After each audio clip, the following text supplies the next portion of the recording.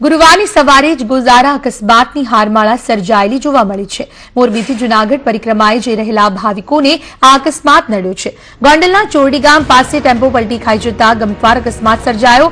એક સાથે 6 લોકો કાળનો કોળિયો બની ગયા, જ્યારે 15 જેટલા ઇજાગ્રસ્તોને સારવાર માટે ગોંડલ સિવિલમાં ખસેડવામાં આવ્યા છે। બીજી તરફ મહેસાણાની ઊંઝા મહેસાણા હાઈવે પર ફતેપુરા ચોકડી પાસે ટ્રેલર અને લક્ઝરી બસ વચ્ચે અકસ્માત સર્જાયો, જેમાં 4ના ઘટના સ્થળે મૃત્યુ થયા છે, જ્યારે 10 ઇજાગ્રસ્તો પૈકી 3 વ્યક્તિની હાલત ગંભીર છે। ભાવનગરના નારી રોડ પર ટેન્કર અને રિક્ષા વચ્ચે પણ ગોઝારો અકસ્માત સર્જાયો છે, જેમાં રિક્ષામાં સવાર 2 વ્યક્તિની કાળ ભરખી ગયો છે, જ્યારે 6 વ્યક્તિ ઇજાગ્રસ્ત થતા સારવાર માટે હોસ્પિટલ ખસેડવામાં આવી છે। અમદાવાદના વટવા પીરાણા રોડ પર અજાણ્યા ટ્રક ચાલકની અડફેટે એક્ટિવા ચાલકનું મૃત્યુ થયું છે।